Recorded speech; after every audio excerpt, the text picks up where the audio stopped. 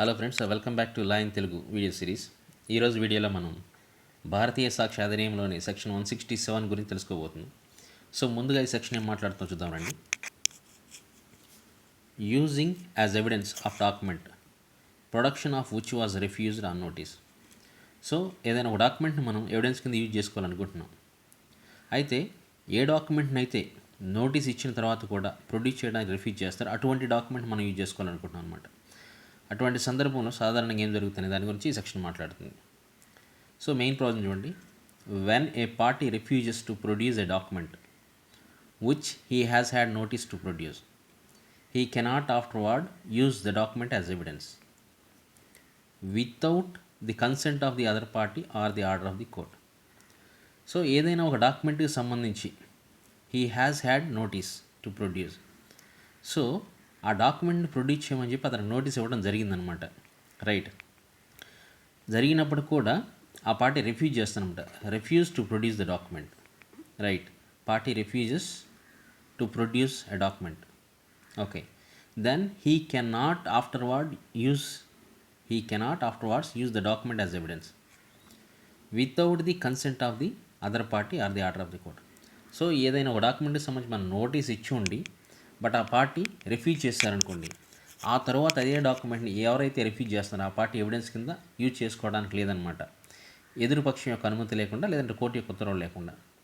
So ఒకవేళ ఆ డాక్యుమెంట్ని evidence కింద యూజ్ చేసుకోవాలని ఎవరైతే రిఫ్యూజ్ చేశారో ఆ పార్టీ కానీ భావించినట్లయితే తప్పనిసరిగా ఆ ఎదురు పార్టీ ఎవరైతే ఉంటారో వాళ్ళ నుంచి అనుమతి పొందాల్సి ఉంటుంది, లేదంటే అందుకొరకు కోర్టు నుంచి ఉత్తర్వులు పొందాల్సి ఉంటుంది అనమాట. లేనట్లయితే ఆ డాక్యుమెంట్ని ఎట్టి పరిస్థితుల్లో తను ఎవిడెన్స్ కింద యూజ్ చేసుకోలేడు. ఈ ప్రాజెక్ట్ ఎందుకు పెట్టడం జరిగిందంటే, సాధారణంగా కొంతమంది ఏం చేస్తారంటే స్ట్రాటజికల్గా ఏదైనా డాక్యుమెంట్ విత్ హోల్డ్ చేసుకొని వాళ్ళకి అవసరమైనప్పుడు మాత్రం బయటికి తీయడం జరుగుతుంది. సో దాన్ని ఆపడం కోసం, దాన్ని ప్రివెంట్ చేయడం కోసం ఈ సెక్షన్ ఉద్దేశించబడింది అనమాట.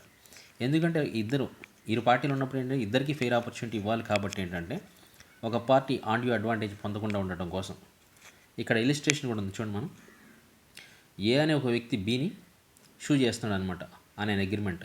సో ఒక ఒప్పంద పత్రానికి సంబంధించి ఏ బీని షూ చేస్తున్నాడు and gives B notice to produce it. ఆ డాక్యుమెంట్ ఏదైతే ఉంది అగ్రిమెంట్, దాన్ని ప్రొడ్యూస్ చేయమని బీకి నోటీస్ కూడా ఇస్తున్నాడు అనమాట ఏ అట్ ది ట్రయల్.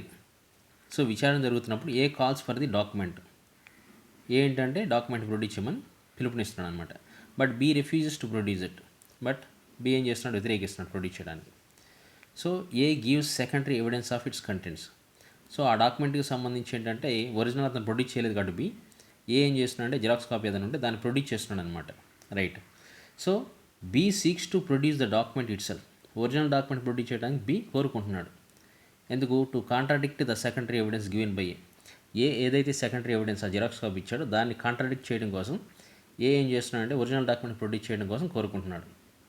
లేదా in order to show that the agreement is not stamped. లేదంటే ఏ ప్రొడ్యూస్ చేసిన అగ్రిమెంట్ ఏదైతే ఉందో అది స్టాంప్ చేయబడలేదని ప్రూవ్ చేయడం కోసం కానీ, లేదంటే దాన్ని కాంట్రాడిక్ట్ చేయడం కోసం కానీ ఒరిజినల్ డాక్యుమెంట్ ప్రొడ్యూస్ చేయడానికి కోరుకుంటున్నాడు అనమాట. కానీ హీ కెనాట్ డూ సో, అది అతను చేయలేడు. ఒకవేళ అతను అలా చేయాలనుకుంటే ఏం చేయాలి, మనము ఇక్కడ ముందుగా చూసాం కదా. So the consent of the other party is necessary, లేదంటే order of the court is necessary. ఈ రెండు లేకుండా ఏంటంటే అతను ఆ పని చేయలేడు అనమాట. రైట్. సో ఇద్దరికి ఫెయిర్ ఆపర్చునిటీ ఇవ్వడం కోసం ఏంటంటే ఈ సెక్షన్ పొందుపరచడం జరిగింది. మీకు ఏమైనా డౌట్ ఉంటే కామెంట్ చేయండి, నేను ఎక్స్ప్లెయిన్ చేస్తాను నెక్స్ట్ వీడియోస్లో. Thank you.